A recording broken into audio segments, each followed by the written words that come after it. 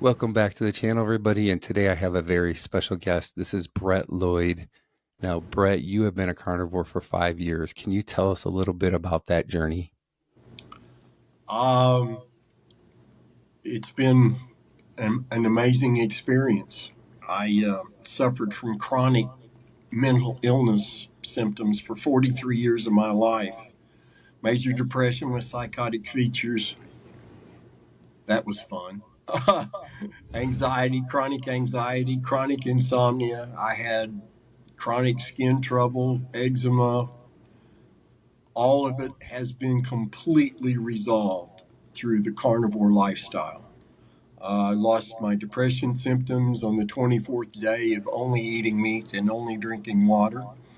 I lost 43 years worth of anxiety issues uh, in 6 months on the carnivore lifestyle. And 10 months into carnivore, the insomnia issues were completely resolved.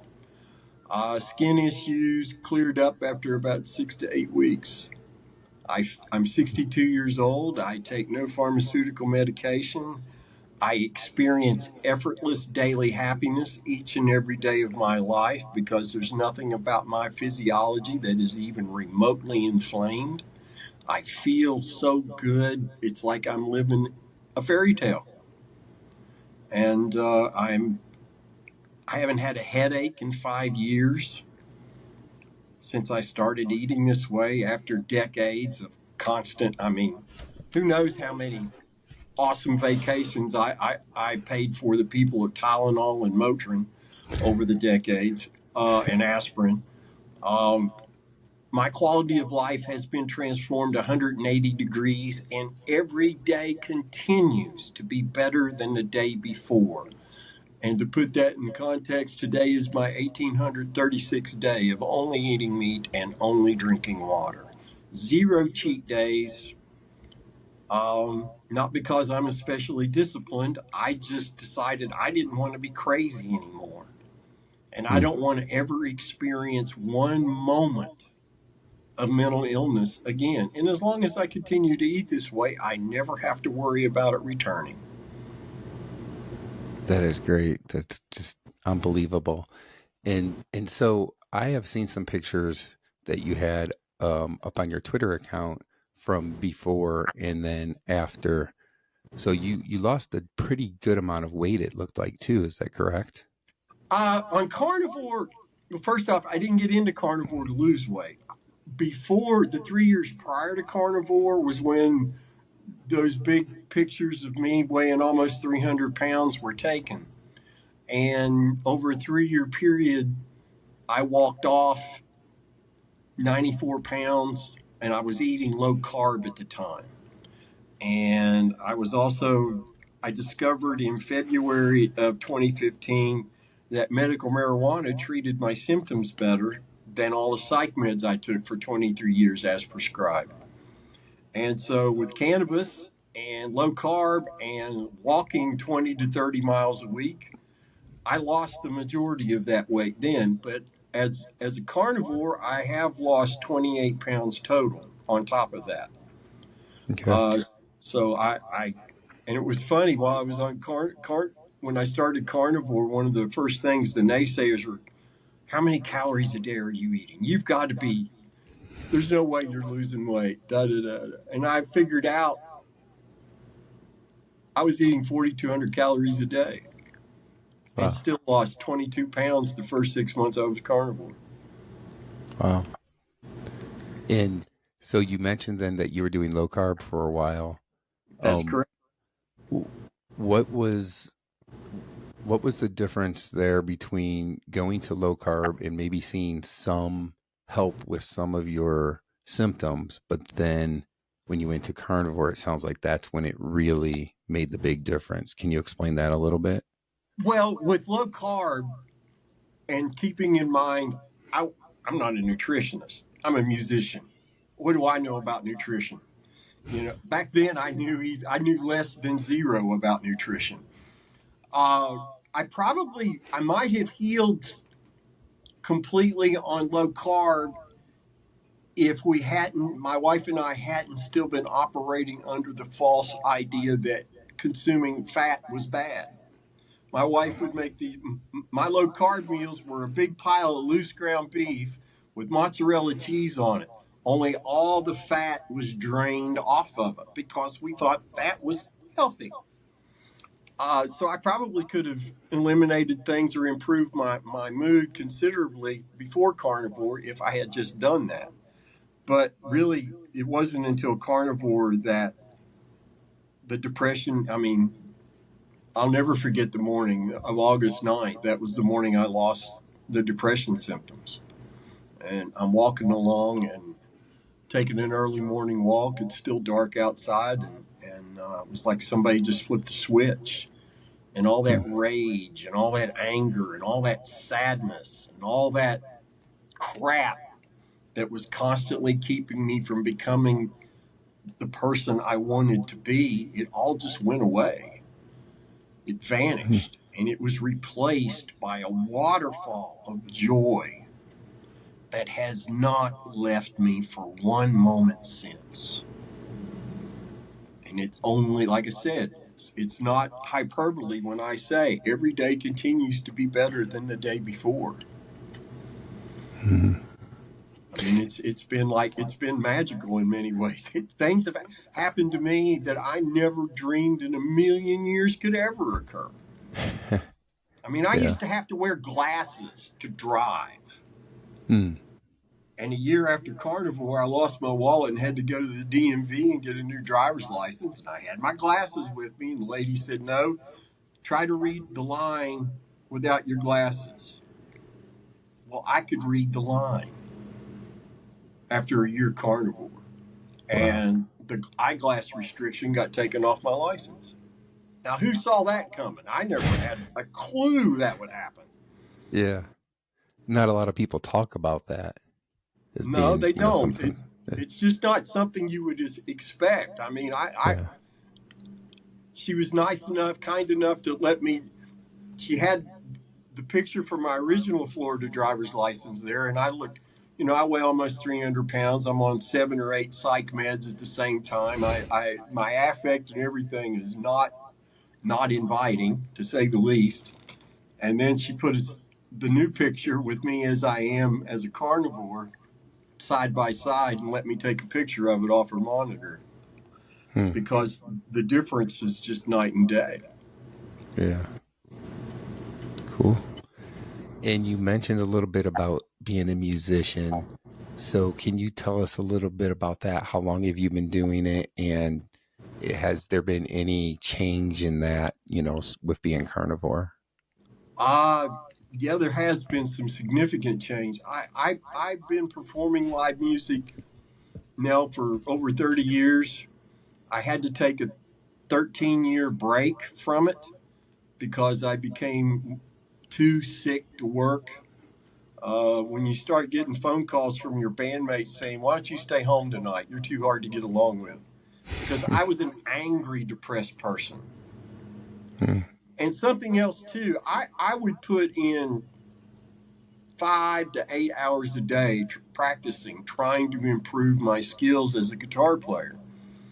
And no matter what I did, I couldn't get past a certain point.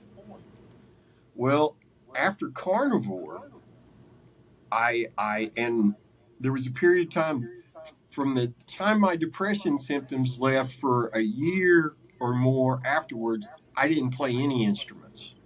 It was like my muse died completely. I would pick up a guitar and go, "Why do I even still have this?" But then in 2020, um, a new muse returned, and suddenly I could not have a guitar. I mean, I had to have a guitar in my hand all the time.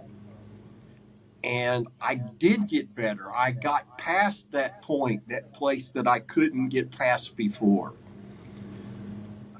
And I'm playing at a level now I never thought in a million years I would get to. I was blessed in January of this year to get to jam. I got asked to jam with none other than Mr. Albert Castilla and his band. Now Albert's a Blues Music Award winner. I think he's won 3 or 4 of those. He tours. He's a magnificent musician. He's way up here while I'm down here. and he asked me to jam with him in January, and without Carnivore, none of that ever takes place. Mm. And in fact, this coming Sunday, me and bass player and a drummer are getting together to see about putting a band together, because my ultimate Mm. dream has always been musically is to tour, even if it's just the state of Florida. Mm. There's a couple of clubs there's one club in Boca Raton called the Funky Biscuit. That way, if I get to play there, that'll be my Madison Square Garden, because I've seen on YouTube so many amazing artists perform on that stage. And that's one of my goals as a musician, is to finally get to play the Funky Biscuit, which would really be a pinnacle for me. And another difference is there's pictures of me when I was performing before Carnivore, when I was very sick, and I didn't look like somebody who was having a good time. I looked like somebody who was mad, and if someone spoke out of turn, I was going to pull out a firearm and do what needed to be done. I mean, I just look horrible. Now, today, from the first note to the last note of every song, it's nothing but pure joy. Pure joy. And I'm so thankful that and grateful that I got to learn about this in time. And even though I'm 62, I know of people in their 70s who are still rocking and rolling, doing 250 tour dates a year. If they can do it, there's no reason why I can't eventually get there. Mm. And I write songs. I have a recording studio. We're in my studio room right now as I'm talking to you. And music has always been an enormous part of my life, but now it's side by side with my advocacy for the carnivore lifestyle, and as far as importance goes, because without carnivore, I'm not performing at this level. I'm not doing the things. I don't get the opportunity to do anything. In fact, before carnivore, I honestly thought, Brian, I would never get to perform live again. Mm. And thankfully I was wrong. And Yeah. matter of fact, not long after you and I get done here, I'm going to be going down and setting up to perform this evening. Cool. Cool. Yeah, I'm very happy, to say So the you least. you mentioned that it was like 13 years in between. Mm-hmm. Yeah, I So couldn't. that's I incredible. I couldn't. I could not accurately perceive my environment. My illness got so bad. My wife would say, "Hey, it looks like it's going to be a beautiful day." But my illness would twist that, and never in my favor, to where what I heard with my ears and in my mind was, "Oh, it looks like it's going to be another beautiful day. That's just great." And then that's what I heard. It's not what the tone was Yeah. not nothing about what she said. And of course, I love my wife, and I would automatically go, "Honey, what's wrong?" And she was like, looked at me like the crazy person I was. "What do you mean, what's wrong? I just told you it looks like it's going to be a beautiful day." It became almost impossible at times for me to carry on a conversation without getting angry, because I couldn't convey things to the people I was talking to that mattered the most to me. And I certainly couldn't understand a lot of what they were saying. So that's why I tell people in every one of these discussions, if anybody's earned their place in heaven, it's my wife for sticking with me when I was so hard to be around for many, many years. I mean, I was not a barrel of laughs, I promise. Sad to Mm. say. But carnivore transformed all of that. It's like that Yeah. was a completely different life now. Yeah. And I mean, you look at it, 5 years carnivore now. You're thriving. You said you're 62 years old. You're playing music. You're looking at starting a band up, and you're doing gigs and so forth. And it's just incredible compared to what you were talking about was going on before that. Just the change that's unbelievable. Um, I'm so lucky. I am so lucky. Most people who took psych meds that long, they have their life shortened by a third. hmm, That's a real statistic, and there's no doubt in my mind that had I not started low carb when I did, you and I wouldn't be having this discussion because I'd be on the other side of the grass. yeah, It was that bad. But thankfully, um, I got a ring here that you can't see it, but it's got the word gratitude hmm, engraved on it, and it's impossible for me to express all the gratefulness I feel hmm, because I didn't have a life for decades. I had an existence, and now I have a real life. And my wife's also carnivore. She eliminated osteoarthritis from her shoulders and from her hands. And one of the great benefits of the carnivore lifestyle, Brian, is when you only eat meat and only drink water long enough, your body repairs itself to where your hormones come into balance. And then, whether you're male or female, all your plumbing works. So we're living a flippin' fairy tale here. I yeah, mean, it's like being 20 again, minus the stupidity and ignorance of being 20. And that's our uh, life together. I mean, we everything is just wonderful. Not, life still happens. Sometimes there's a flat tire. Sometimes the car won't start. Maybe the house needs a repair. Life still throws crap at you, but it's so much easier to navigate, especially mm, when your brain's not on fire and you haven't been taking big pharma meds that never really did anything except make me crazier and more obese. yeah. And so you mentioned 5 years with not a single cheat day. So can you tell us a little bit of what a typical day is like for eating for you? Well, to do that, I have to lay a little groundwork.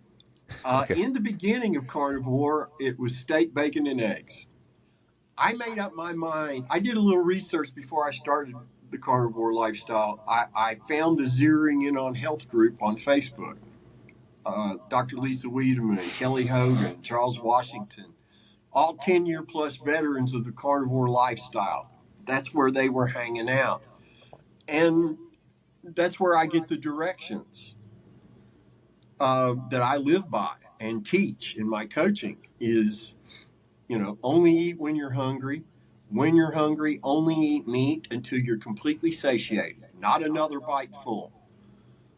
Only eat the meat that you crave, that satisfies you, that you can afford. And under no circumstance do you ever put any kind of a sweet taste into your mouth. Now, those were simple. When I looked at keto, page after page of, I can't keep track of all that.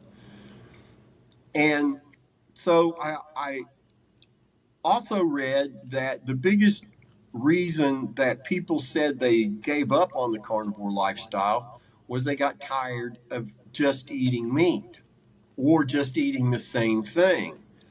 And I thought about that because I could intellectually process that a little bit.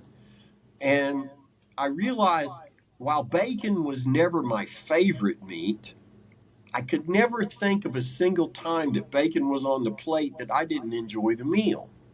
So I made the decision that there will always be two types of meat with every meal I have, and one of those would always be bacon. So 2 weeks into carnivore, the eggs stopped being satisfying. Got rid of the eggs, and then it was just red meat and bacon. Now I didn't know about that lean ground beef truly satisfies me. So I spent the first 6 months looking for what really, because I kept feeling, okay, I'm getting better and I lost my depression symptoms. That was a spectacular win, but I still wasn't, there was something missing. And in December of 2018, using my intuition, I discovered these tubes of 90/10 ground beef. I didn't even know. it went that lean ever. That's how ignorant of food I was. For me, food was always fuel. It was never about entertainment or comfort. I never was like upset and, give me some ice cream, I'll feel better. I was never one of those kind of people. I just wanted ice cream because I was a sugar addict. Yeah. Um, but I discovered that the 90-10 ground beef with the bacon satisfies me down to the core of my being. So since December of 2018, with the exception of a handful of steaks that other people have purchased for me to eat, I've only had lean ground beef and bacon for every meal every day without exception. And I love when you only eat what you crave, everything that you put in your mouth is stupidly delicious. It's just ridiculous how good that tastes. Even now, after all those meals of all those slices of bacon, I feel amazing, absolutely amazing. And then there's the people who are like, "Well, you ever how much gout trouble do you have, and how horrible is your cholesterol?" Well, first off, there's no mechanism by which eating only meat can cause gout. It doesn't exist. It's a myth. And I wish my cholesterol was actually higher because we know higher cholesterol contributes to longevity. Our brains are made of cholesterol. I want all the cholesterol I can handle, but my body's in charge of that. If I need to change what I'm eating, my body will let me know. But my trigs in 2014 or 15 were over 300. And in last time I had lab work done, it was February of 2022, and my trigs were 51. Wow. My total cholesterol in 2019 was 174. In February of 2022, it was down to 154. So I wish it was higher. I wish it was like 250 or more. But my body's doing what it does. I feel amazing. So there's no need for me to change anything until my body says, "Hey, this doesn't taste any good anymore. It's time to move to something else." Yeah. So a day of eating for me is lean ground beef and bacon when I'm hungry. Yep. So would you say it depends? Like some days maybe once a day, other days a couple times a day, or how does that I work? no, I get hungry 3 to 4 times a day depending upon my activity level. Okay. Um, Now, 3 times a day is the most I'll have the ground beef patty with the bacon. If I'm hungry enough to cook something later in the day, it'll always be just bacon. Because otherwise, if I put ground beef in that and I'm eating, if I got hungry at 9 o'clock at night, which doesn't happen very often at all anymore, but once in a while it will. But if I eat ground beef then I'm going to have trouble sleeping, and Mm, I don't fool around with that. So I'll just have a little bit of bacon, and that'll be it. okay.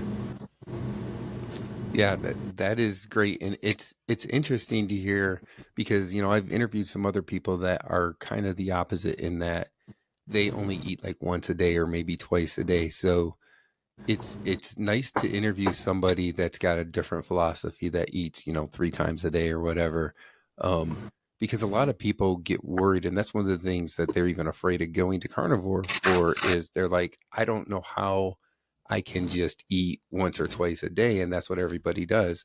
But here's a perfect example: you don't have to do it that way. You just need to do what your body tells you when you're hungry and when to eat.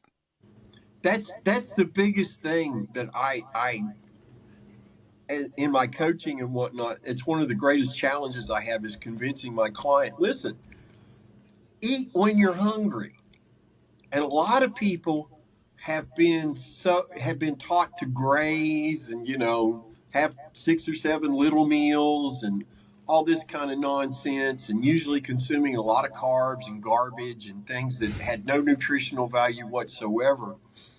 They don't know how to listen or experience a true hunger signal. They don't recognize it. And that takes a lot of people a few months to figure out. Mm. And that's a big hurdle, because I don't ever recommend to any client to only eat one meal a day. I know some people do very well with that, but if you investigate, it's not something they did programmatically. It's something that happened gradually over time, that they moved to naturally. Mm. See, I can't do that. For me, meat is not just my fuel, it's my medicine. If I'm late taking my medicine, bad things can start to happen. And I learned this in an interesting way. Not long after I got well with Carnivore, I got this really great job, paid so good. I was working in a big box department store selling cell phones. Only I, I earned commission, but I didn't have a quota. I didn't have to make X number of sales to keep my job. And people were coming to me. I'm a computer tech nerd, so it was perfect.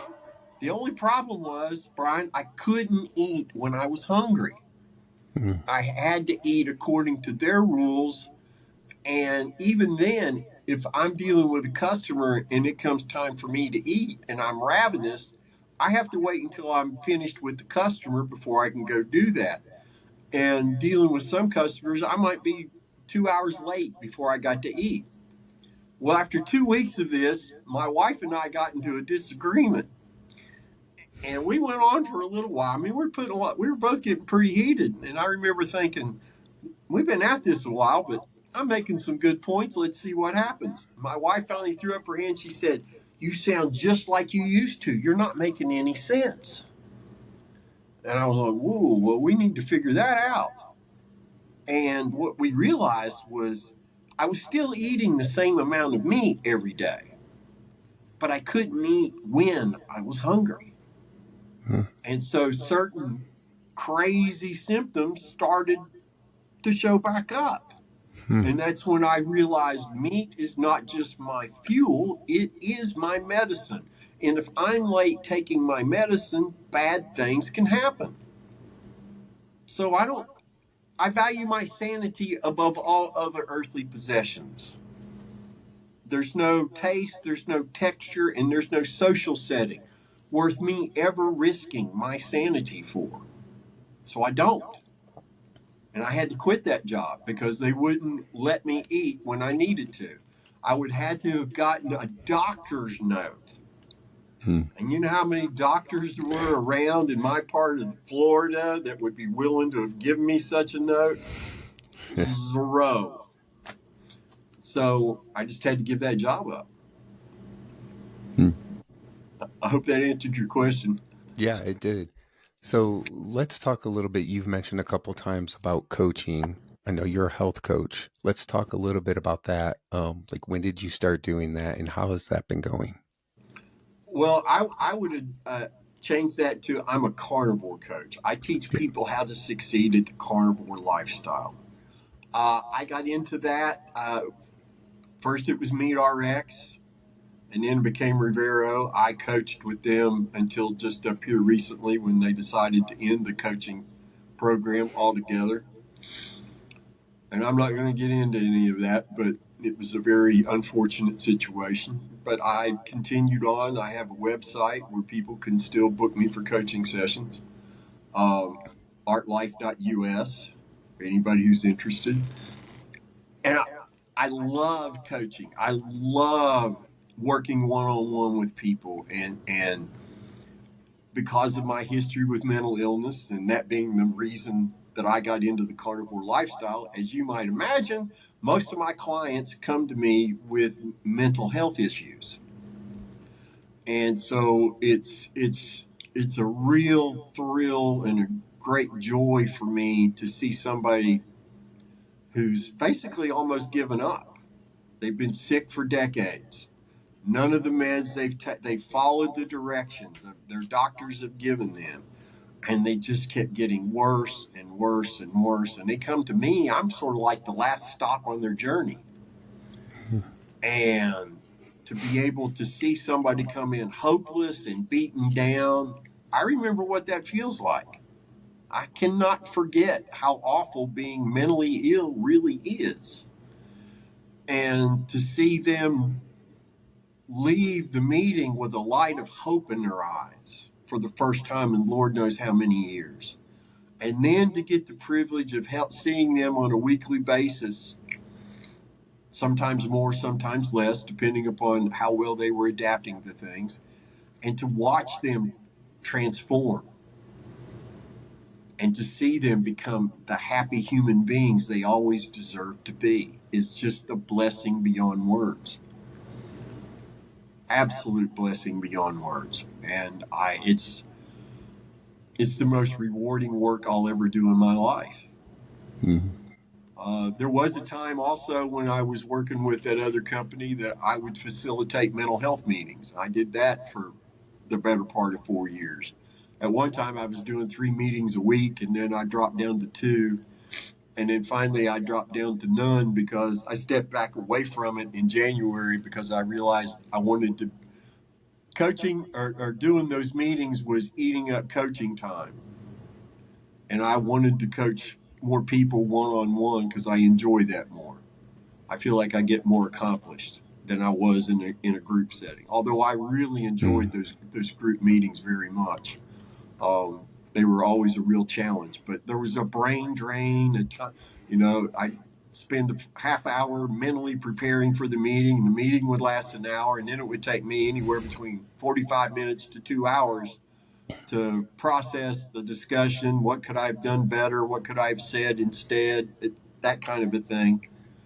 And it was becoming very close. One of the things I will not do is I will not let music come in conflict with my carnivore work. And it was getting close. So that's why I stepped back from the meetings altogether. And the only way I'll give up coaching is if I do get the honor and the privilege of being able to tour as a working musician, because then it wouldn't be fair to the client, you know. Hey, how you doing? I need you to speak up. We're driving through, BFE and there's a lot of construction work and I can barely hear you. And oh, we've got crappy internet. I'm sorry. I can't do that to people. Yeah. But until that moment happens, I'll be coaching indefinitely. It's just insanely rewarding for me. It really is. Yeah.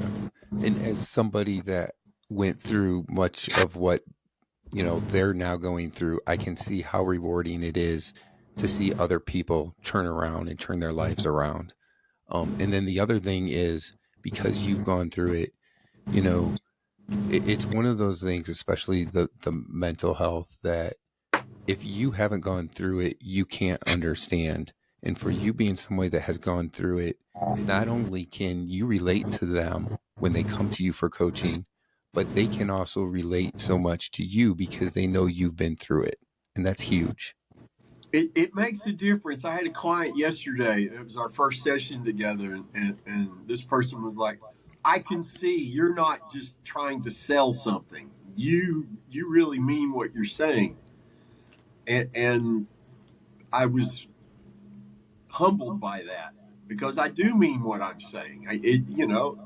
I tell every client in our first session, you deserve to experience what I experience. And I'm no one special. I'm just flesh and bone like everybody else. I don't have this vast reservoir of willpower. I'm a guitar player. The only thing I'm really disciplined about is my music. I'm not especially disciplined otherwise. In fact, I'm a bit of a clutter slob, uh, which works well because so is my wife. Uh, but the experience, when somebody, I get a client who's suffering from horrible anxiety. I've been where they're at. I haven't forgotten what it's like to be holding the pillow to your chest so hard because you're so anxious and you're so sick and tired of it. And you think, well, man, if I just had a heart attack, this would all be over, wouldn't it? That's how sick I used to be all the time. And the nights that I would wake up unable to go back to sleep with my mind just racing at 6,000 miles an hour, I wouldn't wish that on my worst enemy. It's horrible. And so when people come to me and they, describe their illness, I know exactly what they're talking about. I cannot forget what that feels like. Fortunately, it's only a memory now. It's not nothing in my reality. And I believe that everybody deserves to experience effortless daily happiness. Because Dr. Kim Berry turned me on to this here a few years ago when I had the privilege of getting to interview him on my Instagram. He said, Brett, if a human being is properly nourished, properly hydrated, gets a proper amount of rest, has somebody who cares about them, and the environment permits it, the natural state of that human being will be one of happiness. Hmm. And we both know, and you can look around, you don't see a lot of that. Yeah, unfortunately, you're right. You see a lot of sunken in eyes. You see people shuffling along, and their grocery carts are full of sugar. They've got kids in the cart, beside the cart, all eating some form of garbage that's sugar based. And I just want to hug all of them and say, you don't have to feel like this. Of course, then people get upset with you and swear out warrants. I don't want that. But I mean, and it's one of the reasons my wife and I used to go with her all the time to the grocery store when she would go on her weekly supply run. But I can see the sad stories very clearly. I don't know if it's a blessing or a curse, but I can see mental illness in people's faces, and there's no off switch. Hmm. So I don't go to the store with her very often anymore, because after a while that begins to take its toll on me. And like I said, I don't take risks with my mental health at all. I hope that answered your question. Yeah, it does. Yep.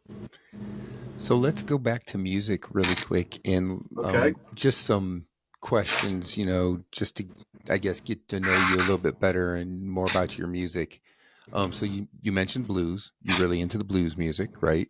I Um, loved rock and blues. I okay. don't like. I'm not a soft shoe blues guy. Yeah. Crank that amp up and let's tear it up. Okay. So who would you say is your favorite artist? Right now, my favorite blues artist is Albert Castiglia by many orders of magnitude, and right behind him is a guy named Mike Zito, who's actually not just a touring musician in his own right, great songwriter. He owns Gulf Coast Records, which is Albert Castiglia's record label. Hmm. In fact, Albert and Mike Zito put together, and Joe Bonamassa produced an album of theirs. They call it the Blood Brothers, Hmm. and they've been touring for most of the last year, most of this past year together. And recently, Zito had to step aside because there's a family health emergency that he's dealing with. It's not my place to say more about that.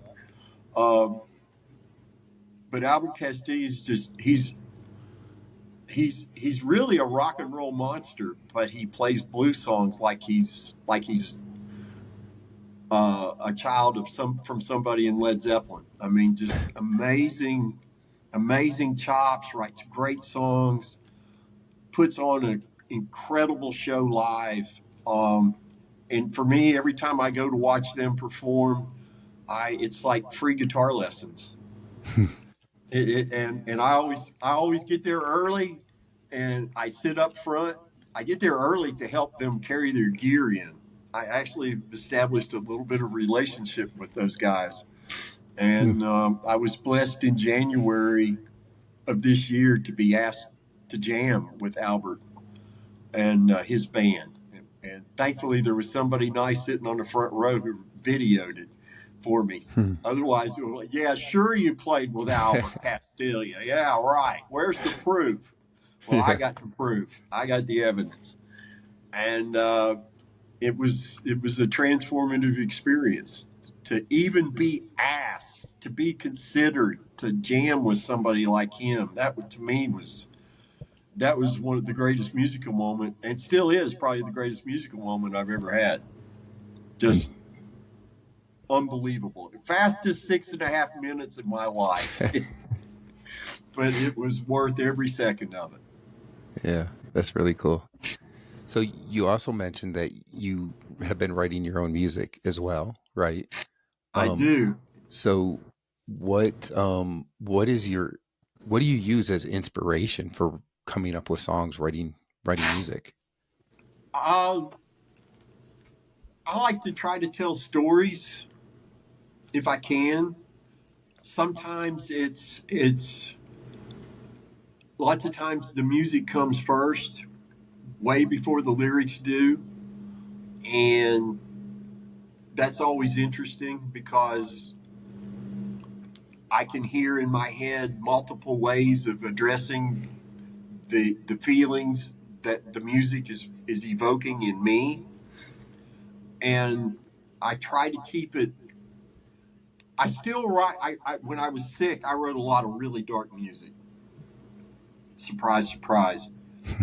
I still love minor key because it's so powerful. It evokes emotions in a way that I find to be more fulfilling than just being all happy songs, happy songs, happy songs, happy songs. And I never was one to write a lot of, let's go drinking kind of music and things like that. But I always make sure now that in the chorus of all the songs I write that it's in a major key, that it modulates to the major from the minor, so that there's something uplifting for people to get from whatever it is I'm trying to convey. Hmm. And that's made a big difference. It's made me a better, Carnivore's made me a much better songwriter.